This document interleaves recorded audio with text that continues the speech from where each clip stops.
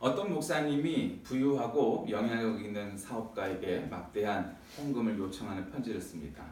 얼마 안 있어서 짤막한 거절의 편지를 받게 되는데 그 내용은 이런 겁니다. 내가 알고 있는 한 크리스천의 일이란 끊임없는 기부뿐이다. 이렇게 말하니까 그 목사님이 답장을 합니다. 내가 아직 들어보지 못한 크리스천의 삶에 대한 최고의 정의를 해주신 데 대해 감사를 드리고 싶습니다. 이렇게 얘기했다는 겁니다. 어떤 사람은 그렇게 생각할 수도 있지만 또 다른 사람은 다르게 생각할 수도 있죠. 그래서 상대성 혹은 다원주의 뭐와 같은 일들이 있습니다. 물론 우리가 다른 사람들의 의견, 즉 나와 다른 의견, 생각, 판단들을 존중하는 것이 굉장히 중요합니다. 우리나라는 유교주의, 그 다음에 서열주의 사회이기 때문에 그런 것들이 많지 않죠. 그래서 까라면 까, 박으라면 박어 하면 다 해야 되는 줄 알고 또 그것이 그런 잔재들이 아직도 세상에 많죠. 우리 모두가 그리고 나 자신부터 그런 문화에서 완벽하게 자유로울 수는 없습니다. 그러나 점점 사회는 그런 유교주의적인 성격과 그런 명령 체계라든가 권위주의라든가 이런 것들이 점점 없어지고 있습니다. 왜 그러냐면은 남을 존중하고 남의 의견을 듣고 토론하고 그래서 제일 합리적인 걸 찾아 나가는 그런 수평적 관계들이 점점 형성되고 있기 때문이죠. 오늘 읽은 본문 말씀 이사야서는 구약 성경에서 복음서라고 말할 수 있는 내용이죠. 우리가 이사야서 생각하면 예수 그리스도에 대한 예언이 얼마나 많이 나왔는지 기억하실 겁니다. 그래서 특별히 오늘 이 50장은 하나님의 종과 예수 그리스도에 관한 내용들로 쓰여져 있다고 볼 수 있습니다.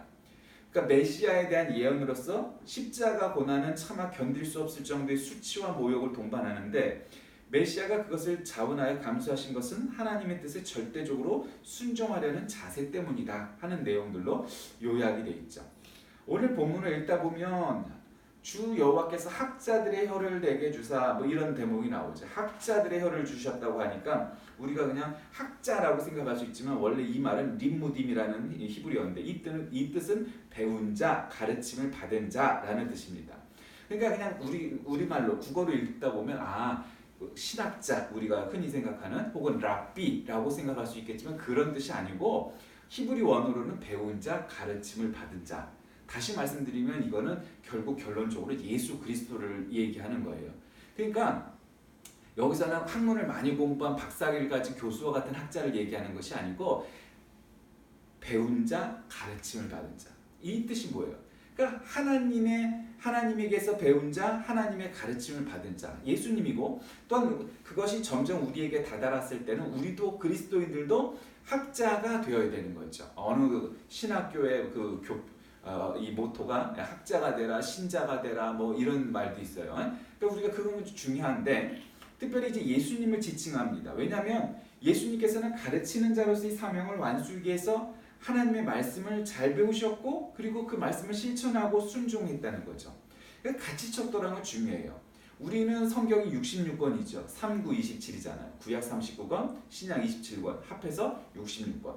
그런데 로마 교회 가면은 이게 66권이 아니에요. 우리가 외경이라고 얘기하는 즉 신앙의 모범은 되지만 성경의 권위는 살펴볼 수 없다고 생각하는 그런 책도 정경 안에 들어가 있어요. 그것이 이제 정경이라고 그래요. 그러면 정경을 원래는 헬라어로는 뭐라고 그러냐? 카논이라고 그러죠. 카논을 영어 스펠링으로 쓰면 CANON인데 그래서 우리가 무슨 카메라에서도 캐논이 있잖아요. 그게 왜 그 카논의 뜻이 뭐예요? 표준, 척도, 작 이런 말이죠. 그러니까 세상의 일들을 재단을 해야 된단 말이죠. 여러분 우리가 옷을 만들려고 생각할 때 어떻게 해야 돼요? 원단이 이렇게 쭉 있으면 그 자르는 거 보셨어요? 전 자주 봤었는데 그 원장을 수십 장 혹은 수백 장을 이렇게 쌓아놔요. 그리고 그 위에다가 분필로 이렇게 그 천을 하나라도 아껴야 되니까 아주 알뜰하게 쓰기 위해서 선이 맞닿을 정도로 이렇게 그 분필로 그 팔이면 팔, 다리면 다리, 어디면 등이면 등 그걸 이렇게 딱 재단을 해요. 그래서 원단을 하나도 낭비하지 않으려고. 그리고는 그것대로 그 가위질, 칼질을 해가고 전부 원단을 이렇게 잘라내죠. 그걸 갖고 미싱으로 재봉틀로 그 드르륵 박아요. 그렇게 해서 이제 그걸 갖다가 이 팔은 팔대로 발은 발대로 무슨 등은 등대로 이렇게 편집을 하면 한마디로 그게 옷이 완성이 되는 거죠. 그게 옷 공장에서 하는 일이 이제 그런 거예요. 그런 건데 예수님께서는 왜 그렇게 이렇게 그 배운 자 혹은 학자라는 말을 쓰셨는가? 예수님이 우리에게 중요한 까닭은 바로 그 점이에요. 그렇게 재단을 해도 자가 필요해요. 자가 있어갖고 이게 몇 센치인지, 그 다음에 똑바로 직선을 그리는 건지, 또 때때로 옷을 만들다 보면 곡선이 필요하잖아요. 그 곡선을 만들어야 돼요. 전 잘 모르지만 양복을 만드는 것하고 한복은 많이 다르대요. 근데 이제 양의와 한의가 다르듯이 옷도 그런데 특별히 한복을 만드는 데 있어서 중요한 기술 중에 하나는 솜씨 혹은 눈치랍니다. 왜 그러냐면 양장은 아주 철저하게 자를 대거나 몇 센치, 뭐 각도 몇 도 이렇게 세분화되어서 옷을 만드는 기법이 발달해 왔대요. 그렇게 해서 그렇게 만들면 된대요. 그런데 한복은 자로, 즉 척도로 그것을 정할 수 없는 눈치와 어떤 그 경험에서 우러나오자 하는 각도가 있대요. 전 그게 뭔지 모르겠어요. 그냥 말만 들었으니까. 어쨌든 그와 같은 기술, 그와 같은 솜씨, 그와 같은 이게 이 눈치가 있어야 된다는 거죠. 그러니까 그만큼 경험이 있어야 된다는 얘기겠죠.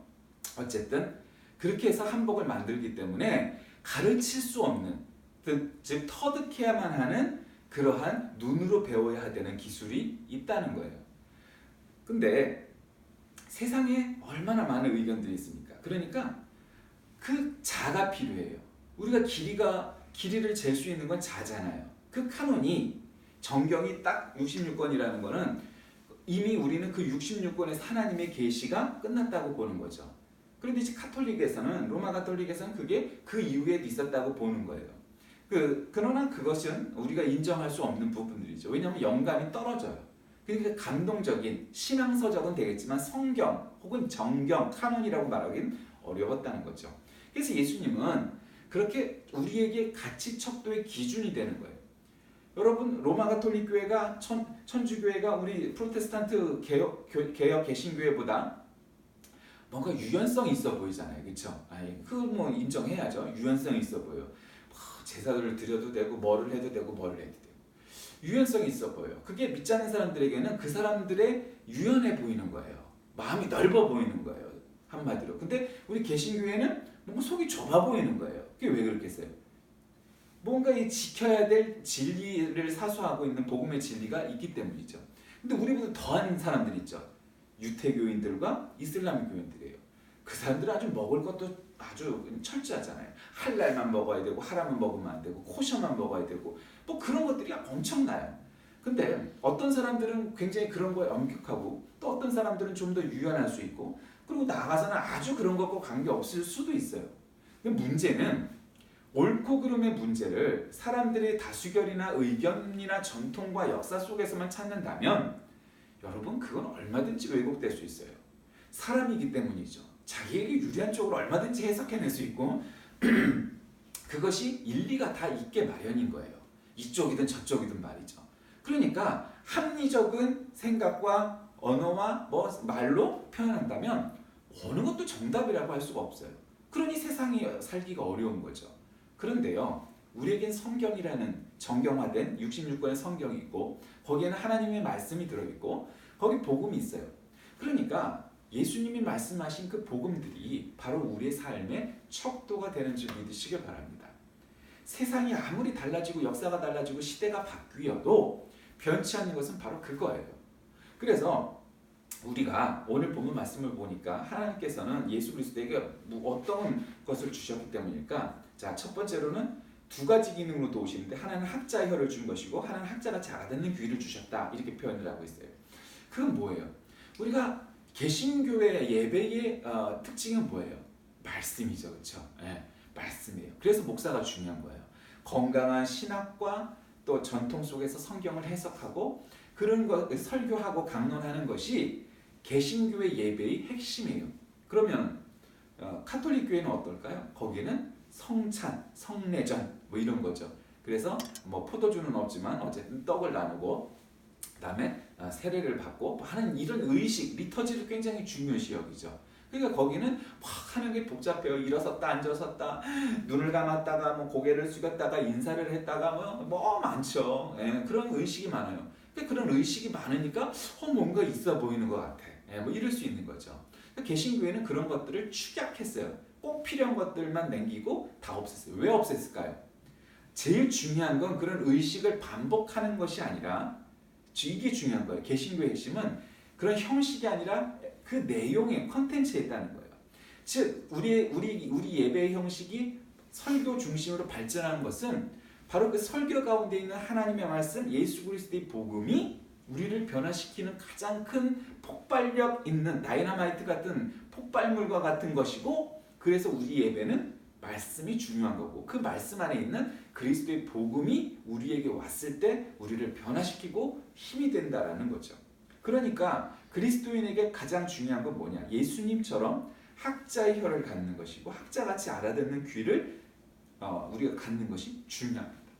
그러니까 예수님도 어려서부터 성전에서 말씀 공부를 하셨잖아요. 그렇죠? 예수님은 태어나자마자 응애 하고 태어났는데 하나님의 말씀을 줄줄줄 한 것이 아니라 예수님도 하나님의 말씀을, 복음을 공부를 했어요. 시나고그에서 다 배웠단 말이죠. 그 공부를 한 거예요.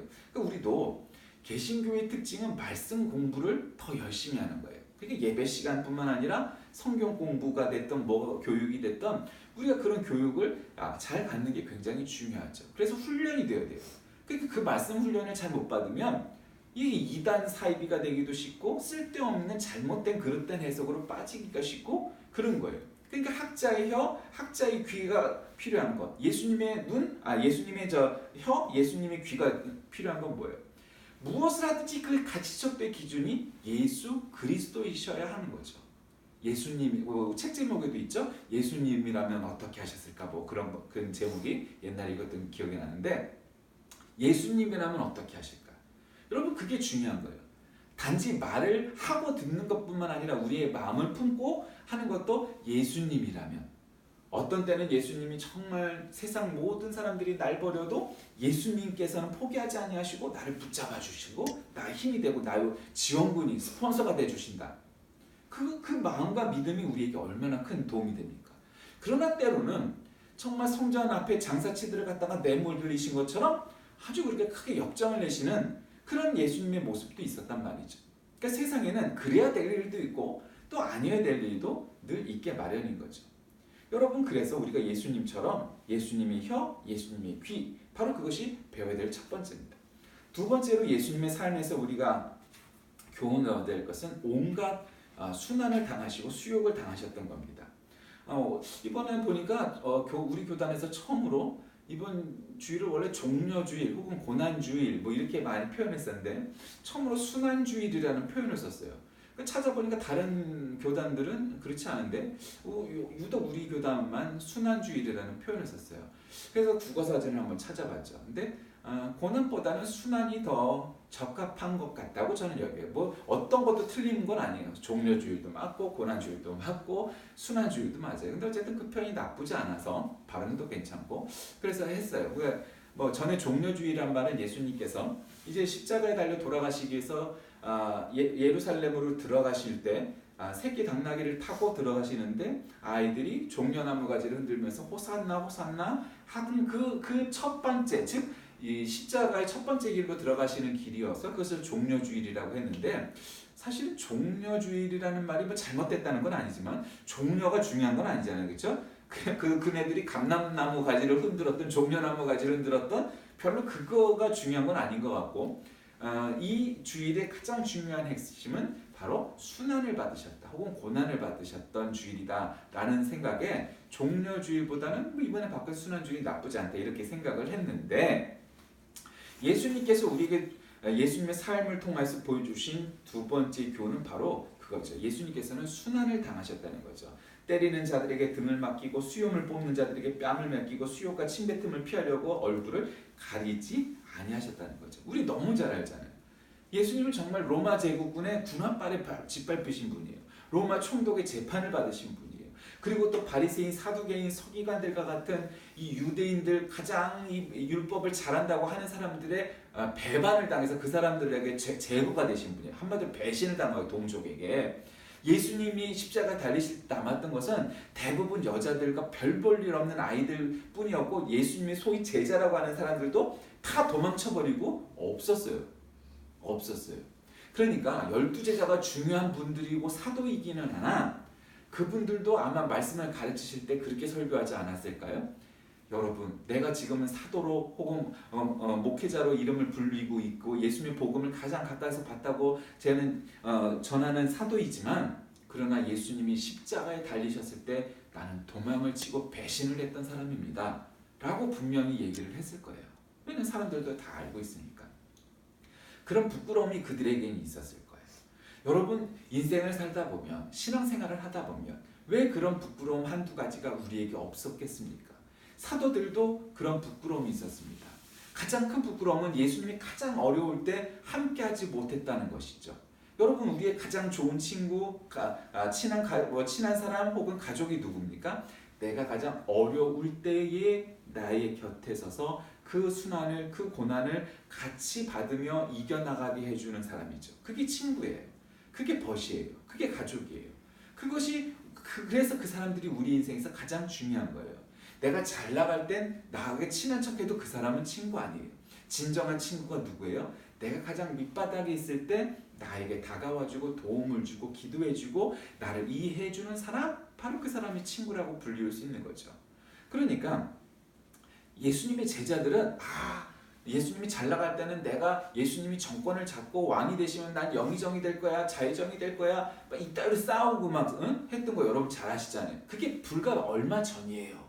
그런데 예수님이 기대와 달리 쿠데타를 일으키신 것도 아니고 뭐 폭동을 일으키신 것도 아니고, 아니 볼품도 없는 나귀 새끼를 타고서 예루살렘에 들어가셔서 쫄래쫄래 타고 들어가시더니 그 볼품 없는 나귀 새끼를 타고 들어가셔서 결국 재판받으시고, 아니 그것도 끝나기도 전에 아니 죽었던 사람을 살리셨던 예수님이 채찍질도 맞고 가시면류관을 쓰고 십자가를 들고 메고 갈보리 언덕을 올라가신 거예요. 이게 뭐지? 이해할 수 없는 거예요. 아니 죽었던 사람도 살리시는 예수님의 능력이, 그래서 예수님이 내가 기도만 하면 아버지 하나님께서 나에게 천군 만마와 같은 천사들을 보내주신다 그렇게 말씀하시는 예수님이 아니 왜 고난을 받으시지? 왜 저 핍박을, 저 모욕을 받으시지? 이해할 수 없었던 거예요. 그것을 이루다. 그리고는 결국 십자가에 달리시고 돌아가신 거예요. 예수님은 뻥쟁이구나 이렇게 생각했던 제자도 있었을 거예요. 그러나 3일 후 역사가 바뀌게 되었죠. 분명히 죽어서 무덤에 갇히셨던 예수님이 큰 문을 열고 나오신 거 아니에요. 세상에 없던 일이죠. 아무리 세상에 뻥쟁이가 많아도 나는 부활했다고 주장하는 이단 사이비는 없어요. 지가 하나님이라고 주장하는 놈은 있어도 난 죽었다가 부활했다고 그렇게 우기는 놈 보셨어요? 없어요. 왜 그럴까요? 그만큼 차라리 내가 살아있는 신이다 우기는 게 빠르고 편해요. 죽었다가 살아났다고 세상에 기록된 역사는 아무도 없어요. 단 한 사람이. 그리고 예수님뿐인데 그 예수님도 한두 사람 지들끼리 몇몇이서 보고서 부활하셨다 이렇게 주장한 게 아니고 적이었던 사람들도 발견을 했어요. 그래서 예수님을 핍박했던 자들도 예수님이 부활하셨을 때 그걸 보고 돌아온 자들이 참 많았던 거예요. 그런데 그거를 위해서 그 고난을, 그 순환을, 그 수치를 계속 당하셨던 거예요. 여러분, 우리의 삶 가운데에도 그와 같은 수치 당할 수 있습니다. 예수님이 당하셨던 우리도 당할 수 있습니다. 당할 때마다 예수님의 고난, 예수님의 수치를 기억하시기 바랍니다. 그리고 거기에 동참하시기 바랍니다. 내 개인적으로 받는 고난과 수치에서 머물지 마시고 예수님처럼 예수님이 당하셨던 바로 그 고난에 동참하시기 바랍니다. 그러면 이와 같은 예수님의 삶이 우리에게는 어떠한 교훈을 주겠습니까? 그것은 우리 세대에서 어떻게 살아야 하느냐 하는 교훈을 줍니다. 첫 번째로는 곰핍한 자를 위로할 수 있는 학자혈을 구해야 합니다. 두 번째로는 하나님의 말씀을 깨우칠 수 있는 학자와 같은 기회를 구해야 됩니다. 그 다음에 셋째로는 온갖 수역 속에서 고난받는 여호와의 종이 예수님의 모습을 보면서 빚진 자의 마음으로 예수님의 사역에 동참해야 됩니다. 자, 말씀을 정리합니다. 이스라엘 백성들은 하나님의 말씀을 거부하면서 살다가 심판을 받고 또 우상을 만들고 또 죄짓다가 돌아오고, 결국 구약 성경의 내용들이 다 그런 거예요. 사실 신약 성경도 별반 다를 바가 없죠. 예수님의 복음만 빼면 다 인간들이라는 것은 한번 죄를 지었다가 용서해주면 다시 가서 또 하고 그것의 반복인 거예요. 그러니 그들이 제사를 지낼 때, 예배를 드릴 때 제물을 드리는 것이 무한 반복이 되는 거예요.